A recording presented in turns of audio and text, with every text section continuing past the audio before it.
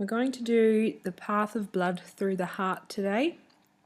On the right hand side of the screen here you can see a flow diagram of the path through the heart.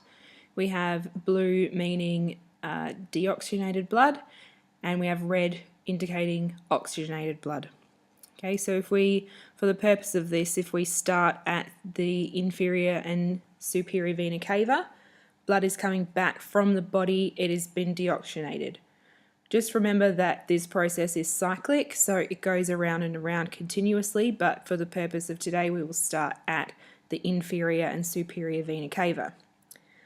On the heart here we have blood coming from the lower part of the body, coming in at the inferior vena cava.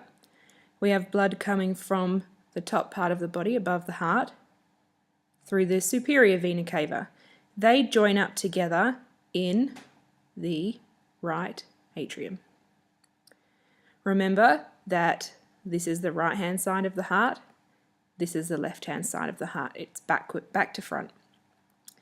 The blood comes in here, it's come from the body, it's got no oxygen or very little oxygen left in it. It passes from the right atria through to the right ventricle. So if we have a look up here, we've gone from the inferior or superior vena cava, we've gone into the right atrium, through to the right ventricle.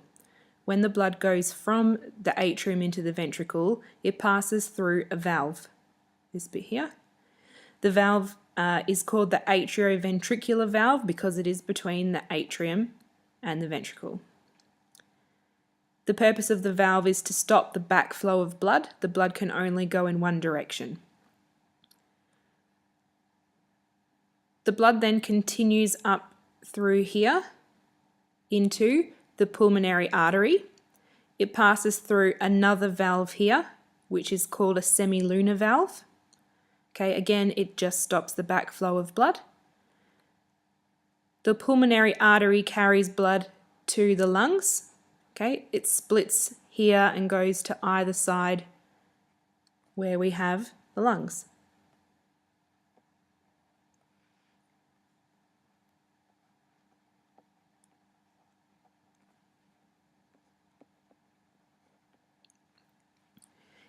In the lungs, the blood has oxygen put back into it through gaseous exchange in the alveoli.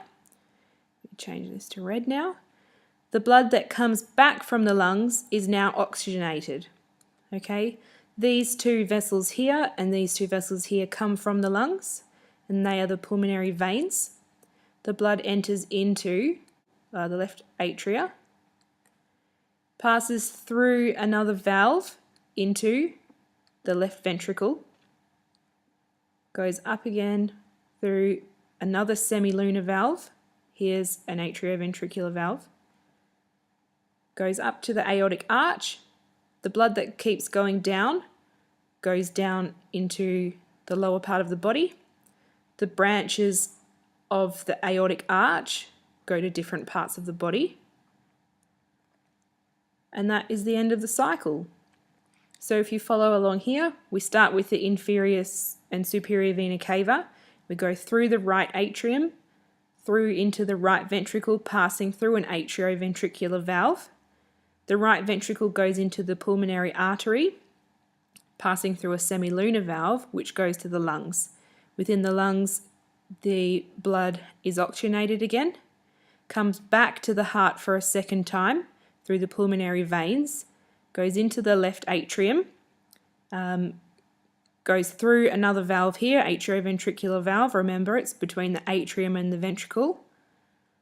Once it goes through from the ventricle to the aorta, it goes through a second semilunar valve. The aorta then branches and goes to different parts of the body to take the oxygenated blood to the different areas. Once it's gone to where it needs to go, it has no oxygen again. It's a cycle, starts back again here. So we say that the blood passes through the heart twice in a cycle. It's a double circuit, a double closed circuit.